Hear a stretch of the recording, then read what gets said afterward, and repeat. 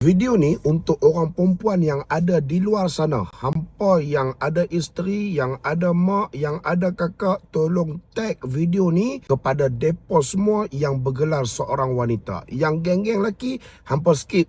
Scroll video ni naik ke atas. Kenapa? Kerana saya nak ajarkan satu zikir untuk orang perempuan secara khususnya. Share dulu video ni, repost video ni, copy link bagi kepada semua orang Islam khususnya wanita, bagi kepada semua umat Nabi Muhammad sallallahu alaihi wasallam. Sayyidatina Fatimah mengadu tentang kesukaran, keletihan dia membuat kerja rumah. Yalah orang perempuan kan, kemah rumah, lipat baju, basuh baju, semua letih. Sayyidatina Fatimah minta seorang pembantu rumah.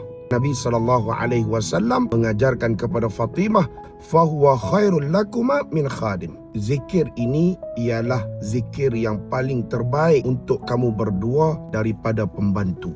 Apa dia zikir tu Ustaz? Hampa dengar elok, kita baca sama-sama. Yang pertama sekali, subhanallah, subhanallah, subhanallah, subhanallah, subhanallah. Hampa cuba ulang 33 kali. Yang kedua, alhamdulillah, alhamdulillah, alhamdulillah, alhamdulillah, alhamdulillah. Nak kena ulang 33 kali. Yang ketiga, jomlah ikut sama-sama. Jangan tengok saja.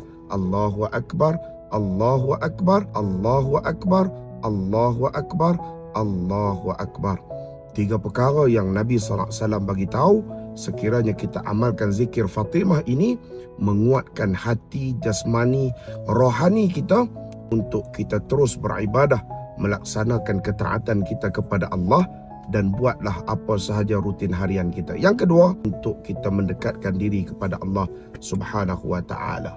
Dan yang ketiga, ringan di bibir dan lidah kita untuk kita mengakui bahawa Allah Subhanahu wa taala yang Maha Agung, dan juga kita bersyukur di atas segala nikmat yang Allah berikan kepada kita, dan Allahu Akbar, kita membesarkan Allah lebih daripada segala-galanya. Sekiranya kita ada masalah, kita mengakui bahawa Allah lebih besar daripada segala masalah kita. Ya Allah, kuatkan kami untuk terus beribadah dan bertakwa, beriman kepadamu ya Allah.